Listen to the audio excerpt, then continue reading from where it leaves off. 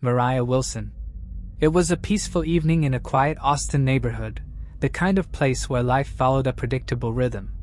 But on May 11, 2022, that calm was abruptly broken. Inside a modest apartment just off the main road, something unimaginable came to light, a discovery that would unravel a haunting tale of passion, envy, and betrayal. That night, the silence was disrupted not just by footsteps, but by something far darker. What led to this moment? And who was to blame? As investigators began assembling the pieces, they uncovered a narrative no one could have foreseen. Mariah Wilson, affectionately known as Mo, was born on May 18, 1996, in Littleton, New Hampshire. She was raised in Kirby, Vermont, by her parents, Eric and Karen Wilson, alongside her brother, Matthew. In February 2019, Mariah earned her engineering degree and was remembered by those who knew her as gifted, warm-hearted, and deeply compassionate. From a young age, Mariah distinguished herself as an exceptional athlete. In high school, she led the football team as captain, and with a family deeply immersed in skiing, sports were woven into the fabric of her daily life. Her father, Eric, came close to competing in the Olympics as a professional skier, while her mother, Karen, was an avid mountain biking enthusiast. The Wilsons spent winters on the slopes and summers navigating Vermont's rugged bike trails. Under her father's coaching and the encouragement of her trainer, Craig, who frequently urged her to explore competitive mountain biking, Mariah's skiing skills rapidly progressed. Although skiing was her primary passion, cycling became a valuable complement, offering balance in her athletic journey. By her teenage years, she had become a standout alpine skier, achieving a national ranking and securing third place in the downhill event at the 2013 U.S. Junior National Championships. After graduating high school, she took a gap year to dedicate herself fully to skiing, but a serious injury shifted her trajectory. Before I continue, I want to remind you that only a small percentage of people who watch my videos are actually subscribed. So if you enjoy my content, consider subscribing. It's free and you can always change your mind later. Now, let's move on with the video. Resolute in her recovery, she embraced cycling as a form of rehabilitation. While attending Dartmouth University, Mariah joined the alpine skiing team and continued to demonstrate excellence on the slopes. Outside of sports, Mariah enjoyed cooking, traveling especially to Italy, and spending time with friends at taco nights and board game gatherings. After college, she transitioned to competitive gravel cycling, a challenging blend of mountain biking, road cycling, and cyclocross on unpaved terrain. Her natural talent and relentless drive quickly propelled her to national recognition, cementing her status as a rising star in the sport. By May 2022, Mariah Wilson had achieved an impressive record, winning nearly 10 major races. She worked as an engineer for Specialized, a renowned bicycle company, but left that position earlier in the year to focus entirely on her cycling career. Alongside her professional ambitions, Mariah dreamed of giving back to the cycling community. She planned to return to Vermont to create a cyclist-friendly space where riders could connect, enjoy local food, and share stories over coffee. Known for her kindness, humility, and competitive spirit, Mariah was a cherished figure in the cycling world. Tragically, her bright future was cut short on May 11, 2022 while she was visiting Austin, Texas in preparation for a race. She stayed at the home of her friend, Caitlin Cash. That evening, Mariah met fellow elite cyclist Colin Strickland for a swim at the Deep Eddy Pool. Afterward, Colin dropped her off at Caitlin's house around 8:30 p.m., the last time she was seen alive. When Caitlin returned home later that night, she found Mariah in the bathroom covered in blood. Despite calling 911 and attempting CPR, it was too late. Police arrived to find Mariah with 3 gunshot wounds, 2 to the head and 1 to the chest. She was pronounced dead at the scene, just days shy of her 20th birthday. The modest home, tucked away in a quiet neighborhood, yielded little information, and neighbors reported hearing nothing unusual. An autopsy confirmed Mariah had been shot with a 9mm firearm with the chest wound inflicted while she was already on the ground. Her high-end racing bike was later discovered abandoned in nearby bushes. Mariah's death devastated her family, friends, and the cycling community. She was remembered not only as a gifted athlete, but as an inspiration to many, cherished for her compassion, dedication, and vibrant spirit.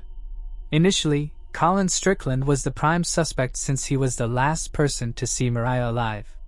As investigators dug deeper, they uncovered a tangled history involving Colin, Mariah, and Colin's on-again off-again girlfriend, Caitlin Armstrong. In the fall of 2021, Colin, then 35, had a brief romantic relationship with Mariah during a temporary separation from Caitlin. Caitlin, 34, originally from suburban Detroit, Michigan, was an accomplished athlete in her youth and had built a career as a yoga instructor and certified real estate agent in Texas. After his brief relationship with Mariah, Colin reconciled with Caitlin, and the couple began living together. According to Colin, his connection with Mariah became strictly platonic and professional, though he admitted to keeping their friendship a secret from Caitlin. When initially questioned by police, Colin denied knowing Mariah, but later confessed to their past relationship. He revealed that he had continued to communicate with Mariah behind Caitlin's back, even deleting messages and saving her number under a pseudonym. An affidavit detailed that Caitlin suspected Colin's romantic involvement with Mariah had persisted into early 2022. Allegedly, upon learning of this perceived betrayal, Caitlin expressed a strong desire to harm Mariah. An anonymous source claimed Caitlin had either recently purchased or planned to buy a firearm. Colin admitted to purchasing 2 guns earlier that year, one for himself and one for Caitlin. Caitlin's connection to the crime grew stronger when surveillance footage captured a vehicle matching hers near the house where Mariah was staying. The footage showed the car arriving just 1 minute after Colin had dropped Mariah off on the evening of May 11, 2022. Another camera later captured haunting audio of a woman's screams followed by gunshots. In a bizarre twist, Caitlin Armstrong was detained just 24 hours after the murder on an unrelated February 2018 arrest warrant for failing to pay a $650 bill for a facial treatment. This gave authorities a short window to question her about Mariah's death. During the interrogation, Caitlin mostly stayed silent but reacted visibly when asked about Colin and Mariah's relationship, rolling her eyes and turning her head in apparent frustration. When pressed about the surveillance footage, Caitlin ended the interview. Due to a clerical error on her warrant, Caitlin was released but remained the prime suspect. Meanwhile, the investigation intensified. Police obtained search warrants for Colin's DNA, phone records, Caitlin's 2 phones, her laptop, and another Austin property she owned. Text messages revealed that Colin had contacted Caitlin immediately after leaving Mariah just 1 minute before Caitlin's car was seen on surveillance near the crime scene. Authorities determined that Caitlin had likely followed Colin and Mariah during part of their evening together. Further searches uncovered 2 firearms in the home Caitlin shared with Colin. Ballistic tests confirmed that one of the guns matched the shell casings found at the crime scene. Investigators also discovered that Caitlin had recently visited a shooting range with her sister, Christine Armstrong, to practice using the weapon. On May 13, 2022, the day after her police interview, Caitlin sold her car to a dealership for $12,200. The following day, she flew from Austin to Houston and then boarded a connecting flight to New York. On May 17, a warrant was issued for Caitlin's arrest on charges of homicide, but by that time, she had already gone into hiding. Authorities later discovered that Caitlin had briefly stayed at Haven for Humanity, a retreat in New York where her sister Christine resided. When questioned, Christine admitted that Caitlin had been there for a few days before being driven to Newark Airport. As the search intensified, Mariah's loved ones grieved her tragic death, gathering for a private memorial. In her memory, the Wilson family launched a fundraiser to support youth programs that empower kids through cycling and skiing. Soon after Caitlin vanished, Christine received a phone call in which Caitlin claimed she intended to drive back to Austin. But on May 18, 2022, she was seen at Newark Airport. Although no flights were booked under Caitlin's name, Christine noted something unsettling. Caitlin seemed unsure of her passport's whereabouts.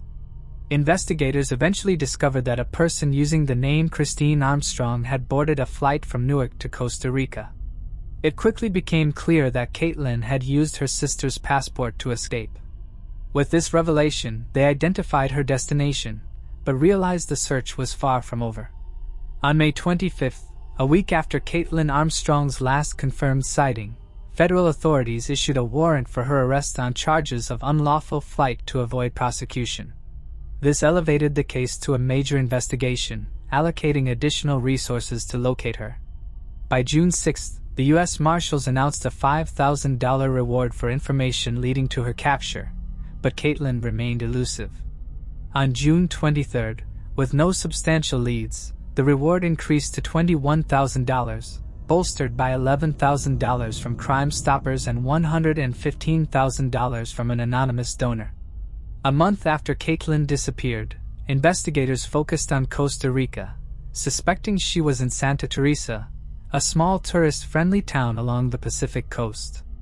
Authorities learned Caitlin had been attending yoga classes under 3 different aliases. In a creative move, they deployed an undercover female agent to local yoga sessions hoping to identify her. Caitlin's passion for yoga ultimately contributed to her capture. Without significant progress, authorities resorted to an unconventional approach, posting fake ads, seeking a yoga instructor to lure her out. Their efforts paid off. On June 29, 2022, after 43 days on the run, Caitlin was arrested at a beach hostel in Santa Teresa. She had altered her appearance, cutting and dyeing her hair and undergoing cosmetic surgery, including rhinoplasty, to change her nose's shape. U.S. Marshals extradited her to Texas, where she was formally charged on July 20, 2022. During her arraignment, Caitlin pleaded not guilty to murder. With bail set at $3,500,000, she was held in the Travis County Women's Jail. A month later, Caitlin's defense attorneys filed motions accusing authorities of inaccuracies in the affidavit and claiming the evidence was flawed.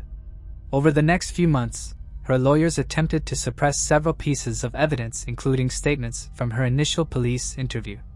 However, in November, a judge denied these motions and set the trial date for June 26, 2023.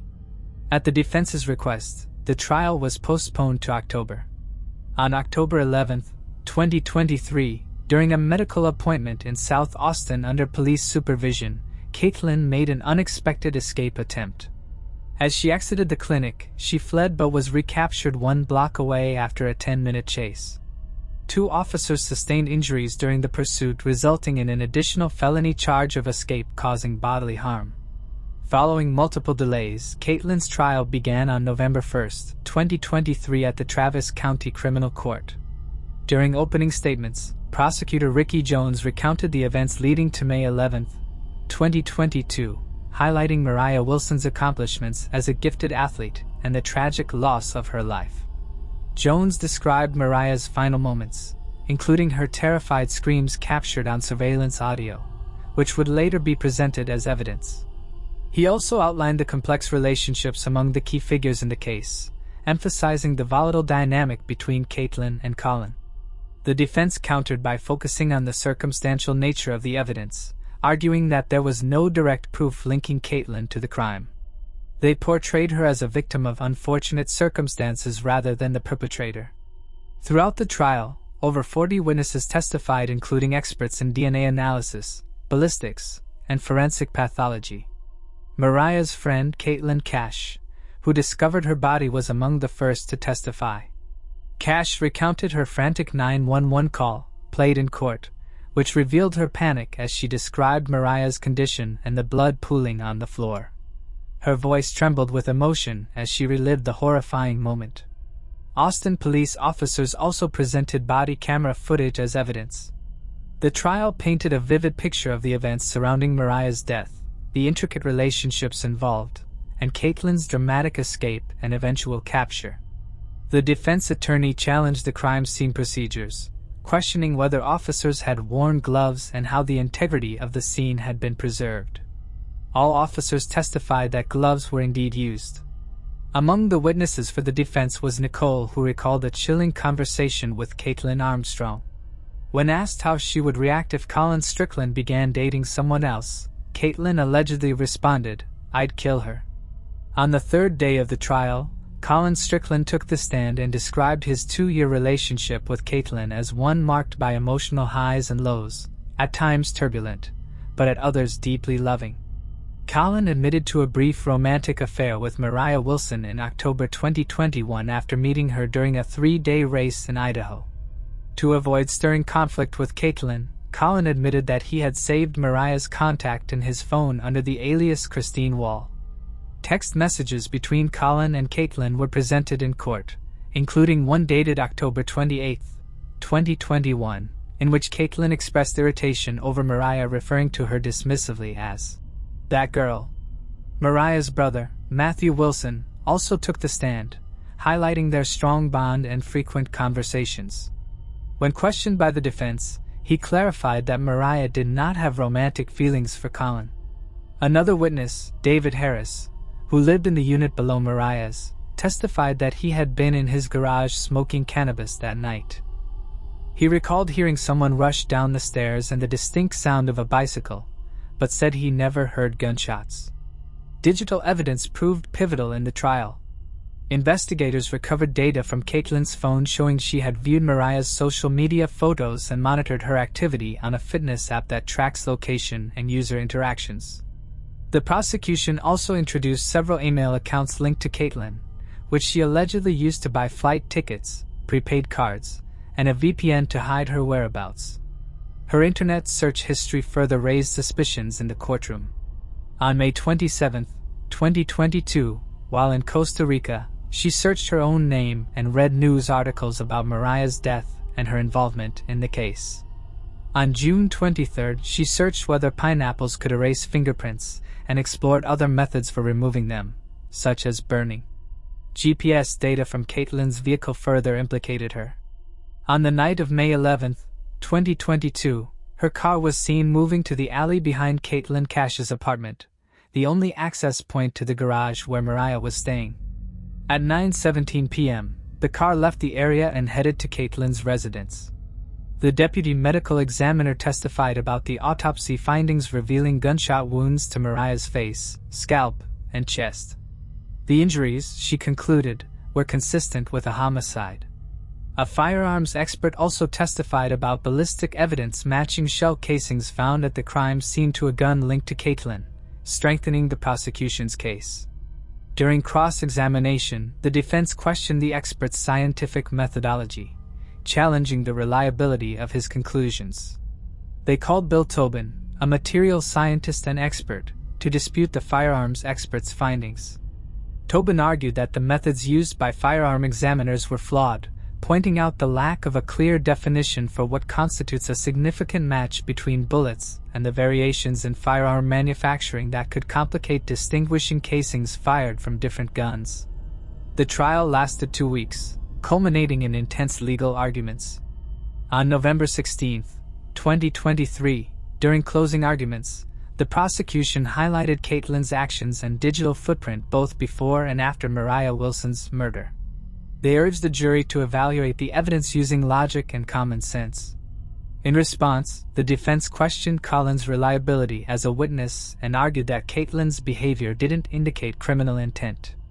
After just 2 hours of deliberation, the jury returned a verdict, finding Caitlin Armstrong guilty of Mariah Wilson's murder. As the verdict was announced, Mariah's family and friends were overcome with emotion, embracing each other in the courtroom. Before the case concluded, the judge allowed Caitlin Cash, Mariah's friend, and Karen Wilson, Mariah's mother, to deliver victim impact statements. Caitlin Cash spoke first, expressing her profound grief and frustration, sharing the emptiness she felt from losing Mariah and the constant reminders of the tragedy. She still lived in the apartment where the crime had occurred, with bullet holes in the walls serving as painful triggers contributing to her PTSD and panic attacks. Karen Wilson followed, speaking directly to Caitlin with raw emotion. She called Caitlin's actions selfish and cowardly, mourning the loss of her beautiful and vibrant daughter. Karen declared that although Caitlin had taken Mariah's life, her spirit would live on forever. The following day, November 17, 2023, after 3.5 hours of deliberation, the jury sentenced Caitlin Armstrong to 90 years in prison. She was immediately transferred to a state facility where she would be eligible for parole after serving 30 years. In December 2023, Caitlin initiated the appeals process when her attorney filed a motion requesting a new trial, citing several claims, one of which alleged that Caitlin was pregnant at the time of her arrest. As of now, there have been no developments regarding the appeal. On January 18, 2024, Caitlin was transferred to a women's correctional facility in Gatesville, Texas, where she is expected to serve the remainder of her prison term. On May 6, 2024, Mariah's parents filed a civil lawsuit against Caitlin for wrongful death, seeking $1 million in damages. They noted that the final amount would be determined by a jury, with the compensation intended to cover funeral costs, and acknowledge the emotional suffering caused by Mariah's death. The lawsuit also seeks to ensure that Caitlin cannot profit in any way from her actions. The heartbreaking loss of Mariah Wilson continues to resonate with her community, and everyone touched by the case. As Caitlin Armstrong carries out her sentence and further legal proceedings unfold, Mariah's legacy lives on in the memories of those who cherished and respected her. Moving on to the next case. Milken family. The Kirkland, Washington neighborhood was typically peaceful and quiet. Families thrived, and children played freely without fear. However, on the night of July 17, 2006, a tragic event shattered that calm. At 11:32 a.m., a 911 call reported a house fire involving a Ukrainian family's home. When firefighters arrived, they had no idea of the horrific discovery waiting beneath the collapsing structure. To many, the Milken family embodied the American dream. They lived peacefully near Forbes Lake in Kirkland, Washington. Their home, once filled with love, laughter, and the comfort of a solid life, was suddenly devastated by a terrible tragedy. Leonid Leo Milken, a dedicated sergeant in the Washington National Guard, was the center and strength of the family. In 1989, they left Ukraine with hopes of building a new life in the United States, marking the beginning of Leo's journey. From February 2004 to February 2006, Leo served in Iraq, confronting the brutal realities of war with steadfast courage. Yet, his heart remained with his family, and he eagerly counted down the 6 weeks until he could reunite with them. His beloved wife, Olga, born on July 22, 1977, was a devoted wife, mother, and skilled professional. Olga worked as a dental assistant in Bellevue while also caring for their 2 young sons. Neighbors described her as warm and approachable, with a natural talent for making others feel valued and welcome. Their 2 boys, Justin, aged 5, and Andrew, aged 3, were the joy and center of the Milken family. Fond of playing outside, the boys often spent their summer days swimming at the shores of Forbes Lake. Justin was especially proud of the fact that his dad was in the military and would often tell other people, "He's in the military service." The kids' parents loved them very much, and their aunt, Olga's sister, would also spoil them rotten. Lyubov, Olga's younger sister, was a shining example of hard work and kindness at age 24. She was a student at Seattle Pacific University and was working toward a bachelor's degree in languages. Lyubov was a beloved friend to many because she was kind and honestly believed that people were good. Because she loved her brothers, Andrew and Justin, she often went to see the Milken family. It was hard for the Milken family to get from Ukraine to the United States. The family was able to start over though, because they were strong and loved life. When they moved to Mill Creek, Washington, they became important parts of the Russian-Ukrainian society there. Their home was a safe place for love, hopes, and a mix of cultures. It was a place where their past and future lived together in peace. They had a wonderful life together until July 17, 2006, when an unimaginable act destroyed it all. When firemen finally put out the fire and went into the ruins of a family's hopes and dreams, they found the bodies. The fire hadn't killed them, though. Their killers would stay unknown for a minute after their bodies were found, each one bearing a terrible tale. Each victim had been stabbed many times in a brutal way. Their cuts were horrible and cruel. Cuts had been made in the kids' throats. The person who did this meant for them to suffer. The cops quickly found the person they thought was responsible. The whole neighborhood would be shocked by what they found. Dear Connor M. Shearman, a friend who is 24 years old, someone who moved in 2 weeks ago across the street from the Milken house. People who were nearby saw him sneaking around the property with a red gas can before the fire started. But what scared me the most were the deep scratches on his face, which looked like he had been fighting, as if someone had tried to stay alive that night while he was being horrible. On July 19th, 2 days after the murder, Connor was caught. He told them he started the fire when they asked him to. But the killings, he said he couldn't remember them. Connor said he had passed out because he had drunk so much that night. 3 bottles of vodka. He only remembered waking up in the Milken house where there were dead people all around him. You might be wondering who Connor M. Shearman was. For the horrible acts he did in July 2006, Connor M. Shearman, who was born in Bellevue, Washington, was 24 years old. Someone who seemed like a nice neighbor would turn out to be a terrible thief. The monster inside, on the other hand, kept track of the family next door and planned to wipe them off the face of the earth. In the CCTV tape that police later found, Connor was even seen buying things to start a fire. If it happened, was it a hate crime or just the voice of evil inside him? For years to come, the country would wonder. But before he killed these people, Connor didn't have a serious crime record. The community was shocked by his sudden and violent actions on July 17, 2006. He was later arrested and found guilty of killing Olga Milken, her 2 young kids, Justin and Andrew, and her sister, Lyubov. Connor's account of what happened was almost too easy to believe. He said that he did take a shower at the Milken house. He admitted putting on hospital clothes that he found inside. He revealed that he bought gasoline, set the house on fire, and then tried to hide his tracks, but he would never say that he killed the people. He asked them to believe him instead, but there was a lot of proof against him. Investigators carefully gathered evidence that would later be very important in the trial of Connor M. Shearman as they looked into what happened after the Milken family tragedy. Even though the crime scene was badly damaged by fire, it turned up some very important information. The first one is the game knife. A hunting knife was found at the bottom of the stairs in the burned-out remains of the Milan home. This blood-stained weapon was found to be the one that was used to brutally stab Olga, Justin, Andrew, and Lyubov. Second, there were clothes soaked in blood. The bodies of Olga and Lyubov were discovered in the master bedroom, where police also found garments heavily stained with blood. DNA evidence from these clothes linked Connor directly to the crime scene. Third, the flashlight.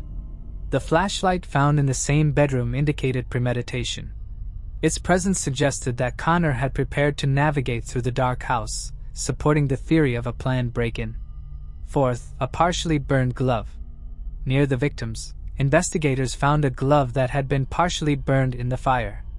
This item not only placed Connor at the scene but also revealed his attempt to erase fingerprints while committing the murders of the entire family. Fifth, there was surveillance footage. Security cameras caught Connor buying gas at a nearby station not long before the fire was reported. This video proved the timeline and his plan to destroy proof by setting the house on fire. Sixth, damage to the body. While Connor was being arrested, new cuts and scratches were seen on his face and neck. These wounds looked like defense wounds that the victims got during the fight, which connects him even more to the horrible act. The result was both scary and easy to understand. It wasn't a mistake. This wasn't a mistake made while drunk. This was a murder, a crime that was performed in cold blood and was planned ahead of time. After 3 years, Connor's trial started in court. Just choosing the jurors took weeks. People were willing to die for their crimes. Prosecutors said Connor planned the attack, went into the house with a gun to kill, and killed the whole family in cold blood. They also said Connor tried to cover up his crime by setting it on fire. Connor's defense team used the only card they had, which was a blackout caused by drinking.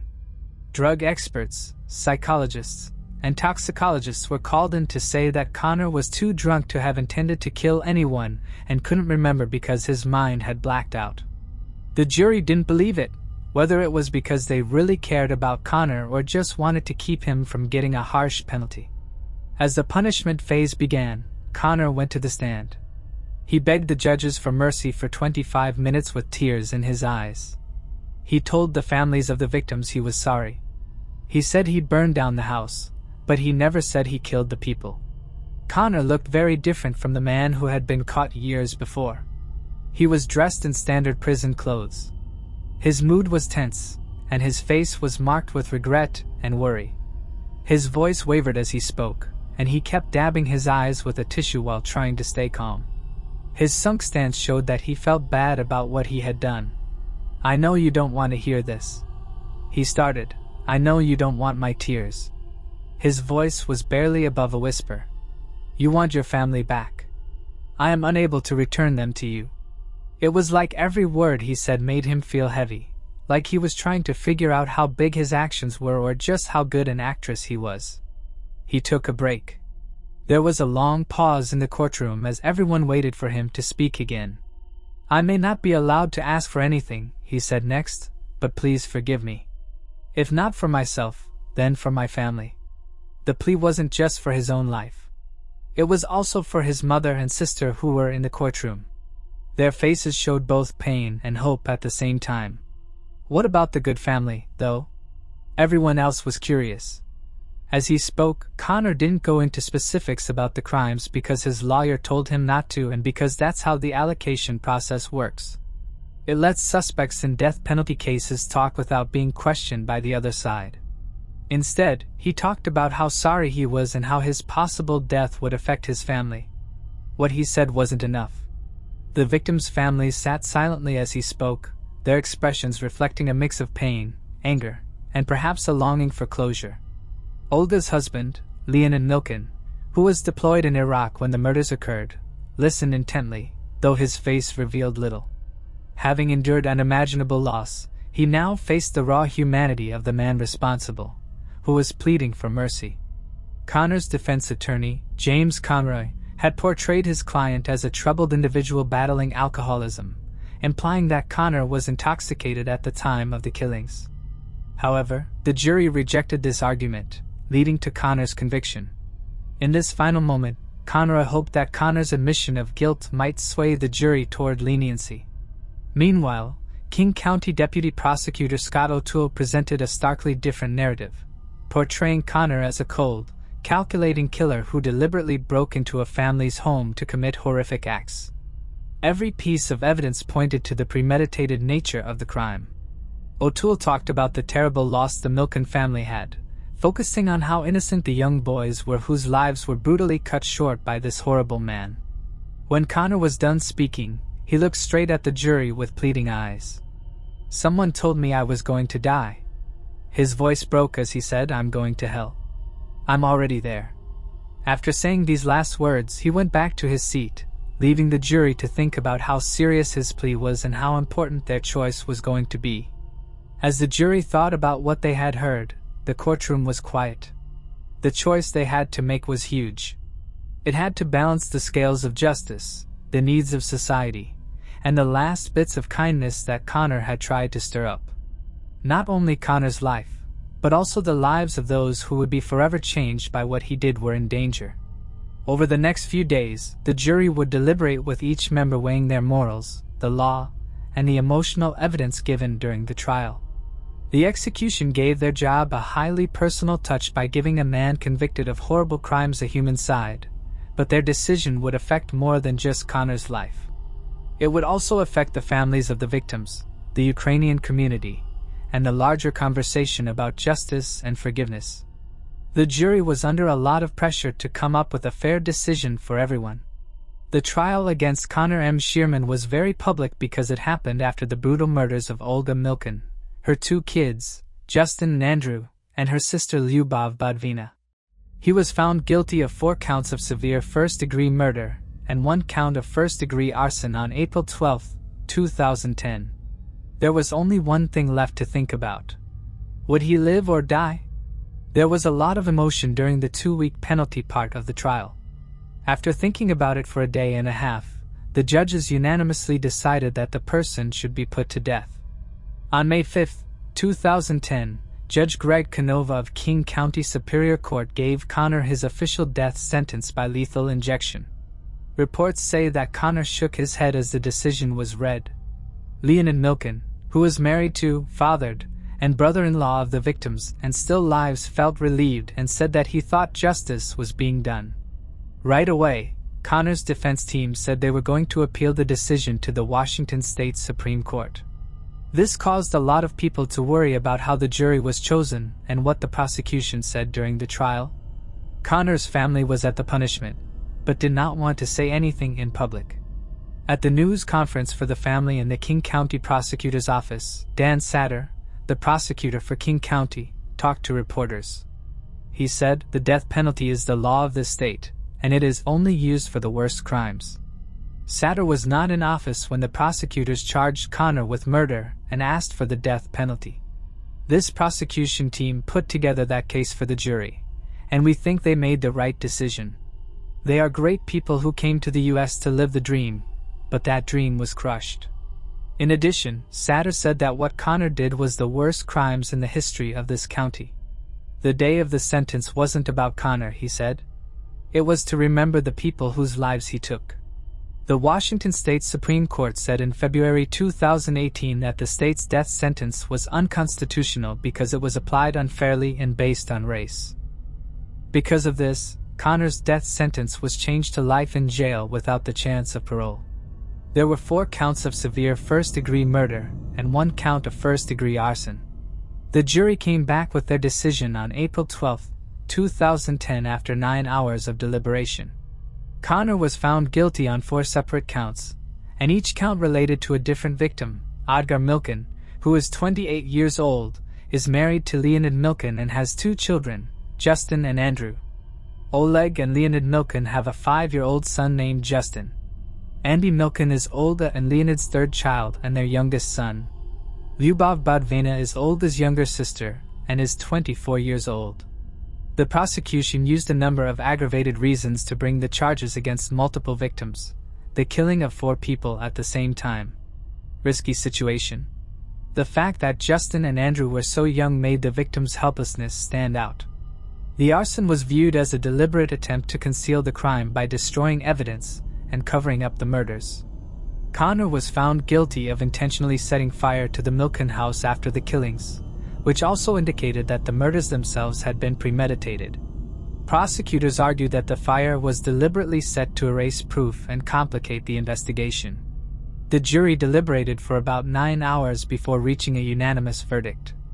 As mentioned earlier, the jury initially sentenced Connor to death by lethal injection. But why did the judge later change that sentence to life imprisonment? After the guilty verdicts, the trial proceeded to the sentencing phase, where it was decided whether Connor would face the death penalty or life in prison without parole. On May 5, 2010, the judges ruled in favor of the death penalty, citing the severity of the crimes and the numerous aggravating factors involved. Subsequently, the presiding judge upheld the jury's decision and officially sentenced Connor to death. But later changes in the law caused a change that would change the course of Connor's life. In February 2018, the Washington State Supreme Court said that the death sentence was unconstitutional because it could be used unfairly and against people of color. All death sentences in the state were changed to life sentences without the chance of release after this important decision. Because of this decision, Connor's death sentence was changed to life in jail without the chance of parole. People in the quiet Washington suburb of Kirkland saw an unimaginable horror happen that would change one man's life forever. In July 2006, Sergeant Leonid Milken, who was in Iraq with the Washington National Guard, got terrible news. His whole family had been brutally killed, and their house had been set on fire to hide the horrible crime. The people who died were his beloved wife, Olga, their 2 young kids, Justin and Andrew, and Lyubov Budvina, Olga's sister. He felt sad and asked himself, "Why did this happen to me?" As he went from one war to another at home. Leonid was in Iraq and wanted to make his family proud of his job as a sergeant. Little did he know that a man who had just walked into their neighborhood 2 weeks before was killing his family in cold blood. When Milken heard the terrible news, he was given emergency leave to go back home. He got home while still wearing his military fatigues to find that his house had been destroyed by fire, a haunting sign of the violence that had happened. The community mourned with him, trying to understand the horrible crime that had broken up this family. Why did he have to go through this unbearable loss? Everyone in the neighborhood wanted things to end. After the attack, Milken had to deal with a destroyed home and a family that no longer existed. He also had to rebuild his life, which was hard in many ways, and his mental damage made him long for peace. Once a place of joy and love, his house was now a sad reminder of what he had lost. The always strong sergeant, however, chose to rebuild the life that had been destroyed by a man he barely knew and who had no right to ruin his life in that way. He was determined to get it back, but he ran into many problems, including disagreements with contractors over the damage to the foundation of his beloved home, which caused legal fights and slowed down the rebuilding process. Even with these problems, the people of Kirkland came together to support Milken. Leonid needed his community the most at this point, and he found that they were there for him, ready to fight for his rights and help him rebuild his home. A family that had once come to America seeking a fresh start was now gone forever. Sergeant Leonid Milken was left to piece together his life from the ashes of the family he had cherished. By February 2010, 4 years after the murders, Milken was preparing to move back into his rebuilt home. For him, it was not only a place to live but also a tribute to his lost loved ones and a foundation for whatever the future might hold. He now resides there, surrounded by memories of his 2 young sons and his devoted wife. He continues to struggle with the heartbreaking question of why his life was shattered when all he ever wanted was to be with his family and live in peace. The Milken family murders remain one of the most haunting crimes in Washington state history, a brutal and senseless act that devastated a family and left a community shaken to its core. Moving on to the next case. Paige Johnson. Paige Johnson was 17 years old, a single mother, a loyal friend, and a beloved daughter. She was also a young woman who simply wanted to have fun. On September 22, 2010, she attended a party for that very reason. Paige had been to parties with friends before, but this time, she never came home. Not after a few hours, days, months, or even years. The police searched for Paige for a full decade and then spent another 3 years trying and convicting the person believed to be responsible for her disappearance. Despite knowing who was likely involved, the final piece of the puzzle remained missing even after 13 years. Paige Johnson was born on August 29, 1993, in Cincinnati, Ohio, along the southern shore of the Ohio River. Her parents are Gary and Donna Johnson. Paige was the middle child, the third in her family. She had a brother named Garrett and a sister named Brittany. Although Paige was a cheerful and well-liked child, her family struggled with a long history of drug abuse, which often left them financially strained. Donna, Paige's mother, worked long hours to keep the family afloat during difficult times. Unfortunately, Gary, Paige's father, succumbed to drug addiction. At first, Gary was a caring and involved father, but he never received the help he needed to overcome his addiction. As a result, the children were sent to live with their grandparents in Edgewood, Kentucky, a small town nearby. Paige was known for her happy, open, and friendly nature as a child. Despite being 3 years apart, Paige and Brittany shared a close bond, doing everything together like best friends. Brittany caught Paige's eye. Brittany was Paige's idol, her rock, and the only thing that would always be the same in a world that was always changing. Donna, Paige's mom, said that she was very active. She really liked gymnastics and dancing.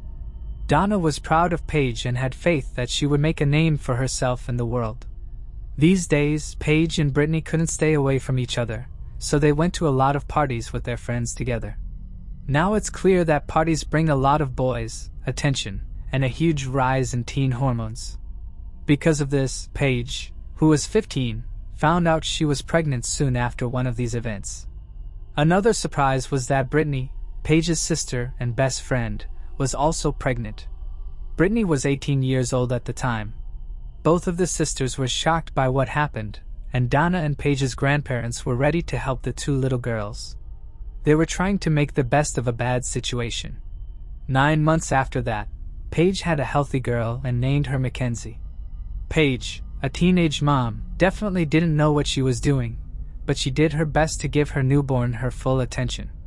She even dropped out of school to do this because no one else was available to help care for the girl since her mom worked long hours every day, and her dad's drug use made him unreliable. Paige was a single mom at the time and 17 years old. She was still a teenager though, so she tried to find fun things to do elsewhere. Besides, she didn't have to do anything else to keep herself busy. If she wanted to go out with friends, she would have her grandparents watch Mackenzie while she did so. In this case, things were going pretty well for Paige because everything was set up perfectly, but everything fell apart when Paige left and never came back. It was September 22nd, 2010, and it looked like a normal Wednesday. But as we all know, these boring days can quickly and suddenly change the course of the future. Late in the day, Paige was going to a party. It was the party of a friend that Paige and Brittany both had, so a lot of people they knew would be there. When Paige asked Brittany if she wanted to go with her, she said no because she already had plans with her boyfriend. Paige then chose to go alone. Paige began getting ready for the evening because Mackenzie was going to be with Donna and her grandparents. Paige told Brittany she would meet her later at the house before she left for the party.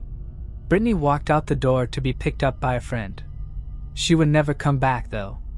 Paige had a pay-as-you-go phone, but her minutes were up. That's why she chose to leave her phone at home. If she needed to call someone, she could use someone else's phone at the party. In 2025, this might sound like you're leaving the house without an arm, but that was in February 2010, and things were very different. People weren't as attached to their phones as they are now, but that also made it harder to get in touch with people. After hours, it was late at night, but Paige still hadn't come home. Brittany didn't think this was a big deal at first because she thought Paige might have lost track of time and that they'd have to change their plans. As dawn came over and Paige still hadn't been seen though, people began to worry. Donna changed all of her plans and tasks when she found out that Paige hadn't shown up since last night. Paige, who is 17 years old, was reported missing on September 23rd. At first, the cops were trying to calm down the Johnson family who were very scared. The people thought Paige was probably still out there because she wasn't ready to go home. They even said it was possible that Paige had left home on her own, but Paige never did anything like that. She didn't give any hints that she was going to avoid her duties because she had a baby. Paige was a bit of a wild kid, but she would never leave her baby like that. She was responsible, knew how to stay safe, and this party was one she had been to before. Paige didn't leave town to meet someone she had already met. But at least at first, the detectives didn't help. The Johnson family had no choice but to look for Paige on their own. To find Paige, they made flyers, knocked on doors, and even asked her friends if they knew where she was. But then they realized something. There was only one person with Paige at the end, and that was the friend who came to pick her up. Jake Bumpass, who is 22 years old, was that friend. Both Brittany and Paige knew him from a lot of years ago, and had met at parties a few times. Donna had only seen pictures of Jacob before, but she knew he had been guilty of robbery, which was enough for her to dislike him. For an adult man like Jacob to hang out with teens, she thought it was weird, and she was right. Donna still had to try, so she called Jacob to ask him about Paige. Donna said that Jacob was very helpful and that he seemed to really care about Paige.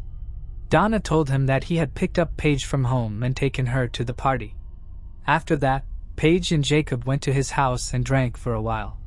He then dropped Paige off in Covington, which is close by, at the corner of East 15th Street and Scott Street. Now Donna thought this was strange right away. First, it was very far away, and it looked like a dark and scary place for a man to drop off a 17-year-old girl by herself. I also think Donna would not have asked Jacob to drop Paige off somewhere scary because she knew Paige was afraid of the dark. Not everything made sense. At about the same time, Brittany went on Facebook and was shocked to see a post. Now Facebook wasn't the same in February 2010 as it is now. You actually had to log into Facebook to see all of your notifications such as texts you've gotten. Now, however, you are notified through alerts or the Messenger app. In any case, Brittany was shocked when she opened the message and saw that it was from Paige, her sister, who was last seen. The message said, "Call me right away. I need to talk to you." Remember that Paige didn't have her phone with her. Was this her way of asking Brittany for help? When she sent this message, was she in trouble? Brittany had a lot on her mind, and I'm sure that Shane was eating her up from the inside. Brittany thought at first that Paige was calling to vent about her boyfriend at the time. Brittany thought Paige was mad that she found out she was being cheated on. However, after she went missing, Brittany and Donna called the police again, and they finally took a report of what happened. At this point, Donna and Brittany also told the police about the conversation they had with Jacob. It was clear that the police were also beginning to doubt this friend of Paige's. When Jacob was questioned right away, he pretty much told the detectives the same thing. But this was the cops, so they had to do some more research on their own. What they found did not at all fit with Jacob's story. In fact, Jacob's phone showed that he wasn't in the Covington area when he said he dropped Paige off. 30 miles to the east in Claremont County near East Fork State Park, his phone rang. The officers told Jacob this information, and that's when his story changed a little. Jacob said that the reason his phone rang in Claremont County was because he was fishing there. Once more, the detectives were not sure. Who fishes in the middle of the night anyway? Yes. Some people do. That being said, this didn't make sense in this situation. The cops knew Jacob was hiding something, but they didn't have enough proof to hold him. Jacob was free to leave the station. In the meantime, police searched a lot of land east of Cincinnati. Also, they paid close attention to the spot where Jacob's phone had rang. They walked around the area and looked everywhere, but they didn't find anything. A huge search was done for Paige. A lot of people in the area searched on foot and on horses for weeks. There were no obvious signs of Paige or any evidence directly implicating Jacob, which was unfortunate. Eventually, the police secured a warrant to search Jacob's house and car. During the car search, they discovered hair fibers and small red stains inside. While these findings kept Jacob on the police's radar as a potential suspect, they weren't enough to make him the primary focus of the investigation. As the search and investigation continued, Jacob's behavior changed drastically. He stopped being the cooperative friend who wanted to help find Paige. Instead, he immediately hired a lawyer and refused to speak with the police. At one point, Jacob was even arrested for violating his parole because he had given Paige alcohol when she was underage. If Jacob's behavior wasn't suspicious enough on its own, the fact that he was on parole when he attended that party with a group of teenagers only added to concerns. Paige turned 18 nearly a year into the search for her. Still, no answer. No one knew where Paige was, and the Johnson family was scared and very uneasy at the time. For Donna, Jacob had done something bad to her daughter. She didn't want to think about her daughter in the past, but it was getting harder and harder as time went on, and no answers came to make her feel better. The case also had a lot of leads. A lot of people called to ask where Paige was. It was getting darker at each tip. There were people who knew where the police could find Paige's body. Some were sure they knew who killed Paige and that they helped hide her body. Every single one of these leads was checked out by the investigators who used all the tools they had available at the time. It was searched for weeks or even months, but again, nothing turned up. I hate to say this, but all of the leads were probably fakes made by people who just wanted attention, which is gross. You have no idea what Donna and Brittany were going through. They only wanted to know. They were trying to find Paige, but were only getting fake leads that led them to dead ends. Jacob was still being looked at by the police because he was the only one with Paige. Jacob's story didn't make any sense, and he didn't have an excuse to back it up either, but they needed more proof to charge him with what happened to Paige. 10 years went by in an instant. You did hear that. Right. The cops looked for Paige for 10 years, following all the leads and hoping to find that one important piece of information that would prove Paige had been abducted. But one day, something was found that changed the whole case. The lost persons case became much worse after that. A deer hunter was going through the woods early in the morning on March 22, 2020.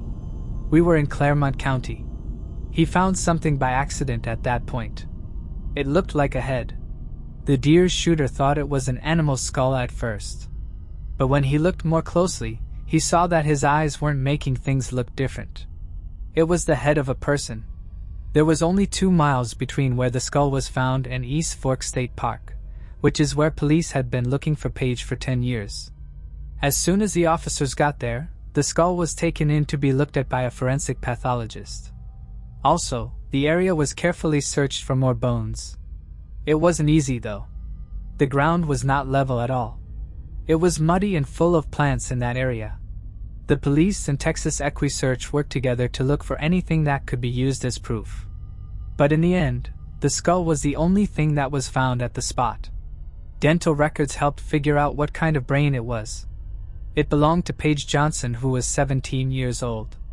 No additional remains were found due to the passage of time, and the cause of death couldn't be determined because animals and the weather had disturbed the body.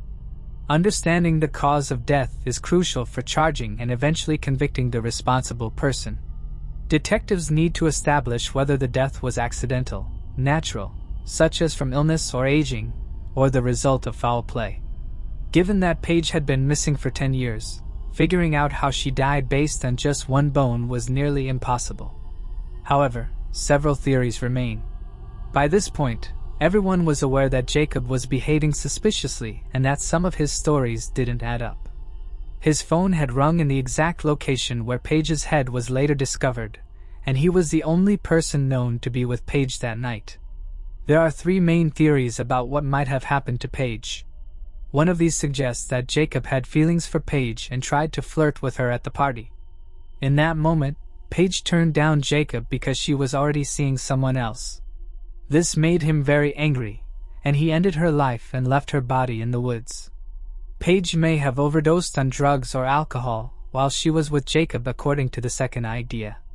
Even though Jacob might have been the one pushing Paige to drink or do drugs more, it's not clear if he meant to kill her or not. Anyway, Paige may have overdosed, and Jacob, in his fear, chose not to call 911 or take her to the hospital. Instead, he left her for dead in the woods because he didn't want to make his parole violation worse. Our last idea says it's possible that Jacob did the crime while drunk or with someone else helping him. Note that all of these are just guesses, since Paige and Jacob are the only ones who really know what happened at or after the party on September 22nd, and that's assuming that Jacob was there. Not even that much had been proven. However, the police were also able to track what Jacob did because of the phone's GPS and where it pinged. We are sure that Jacob and Paige met at the party because they texted each other while they were there. The fact that Jacob's phone rang near Donna's house also showed that he was the one who called Paige. According to Jacob's cell phone records, he texted a friend in Claremont County at 4 a.m. on September 23rd after possibly killing Paige. He then may have driven from Kentucky to Ohio and dumped her body in the woods off of Matthews Drive. The night after the party, his phone rang in the same spot. Jacob never went to Covington, even though he said he did while being questioned. Also, what police found most interesting was that Jacob changed his phone number a week after Paige went missing. However, we still don't know if this is connected or not. Jacob was finally caught, but he wasn't charged with murder because there wasn't enough proof. Instead, he was charged with mistreatment of a dead body and tampering with evidence in Paige's abduction. He finally said he wasn't guilty, and it came as a surprise that he was freed on a $50,000 bond while his trial was being set up. The last time Jacob was tried was in July 2023. The fact that Paige's family had to wait an extra 3 years to finally take her case to court breaks my heart. It seems like 10 years is too long to wait for answers. The prosecutors knew, though, that the case wasn't really about how Paige died. It was more about how Jacob helped get rid of her body. It took a lot of proof from phone records, forensic evidence, and arguments that Jacob was guilty to bring charges against him. The prosecution said that Jacob knew what happened to Paige, but didn't call 911 or the police to protect himself. Instead, they said, he put Page's life at risk on purpose so that he wouldn't get in trouble with the law. On the other hand, the defense said that the prosecution's only proof against Jacob was a lot of hearsay. The defense said Page was living a wild and dangerous life. And because of her high-risk lifestyle, anything bad could have happened to her. The defense team said that Page was to blame for not coming back. This is not true. No matter what, Jacob was found guilty of the charges after 2 days of thinking about them. The defense didn't like this at all, so they asked for a new hearing, but they were turned down. Jacob was given a sentence of only 3 years in prison on September 7, 2023. This is the maximum term that could be given for the charges he was found guilty of. He is supposed to be freed in 2027. If Jacob did play a part in Page's death, he really did get away with murder. Sad to say, he can't be tried for murder because there isn't enough proof. The Johnson family went through fear, hope, grief, and finally peace as they tried for almost 13 years to solve Page's case. Donna's feelings when Page's skull was found were a mix of unbearable sadness and relief. Donna's biggest fear after Page went missing was not being able to bury her. Then Donna went on, "I'd been wanting to bring my baby home for so long, and now I was afraid that I would die today without ever getting this day." It breaks my heart so much to see Donna really hurting like this. Page was a young girl who was excited to get to know her new daughter and raise her, but she is no longer with us. Mackenzie no longer has a mother, and the Johnson family is broken up. The Johnson family goes to Devo Park in Covington every year to remember Page. There, a tree is planted in her honor. That's how they stay close to Page and try to heal their very hurt and sad hearts. "Still loved and missed" is written on a sign that has been put next to one of these trees. It's too bad that Page's dad, Gary, died not long after she went missing. He never got the closure he so badly needed. After Gary died, Page's cousins, Donna and Alice, found a picture of Page and a poem in his wallet that were written just for her. It's heartbreaking that her father had to endure such pain. He held on, living in the hope that one day the truth would come to light, but that day never arrived. No one will ever reveal what truly happened to Page. And if the person responsible is behind bars now, they may soon be released. This reality only deepens the tragedy and leaves the case feeling unresolved. For over 10 years, the Johnson family has carried the weight of sorrow, loss, and emptiness. We can only hope they find a way to heal, move forward, and cherish the happy memories they shared with Page. Thanks for watching. I hope you enjoyed exploring these intriguing cold cases with me. If you found the video fascinating, don't forget to give it a thumbs up and subscribe to Cold Case Mystique for more deep dives into unsolved mysteries. Your support helps me bring you more compelling content. Leave a comment below with your thoughts or any cases you'd like me to cover next. See you in the next video, and remember, the search for truth never stops.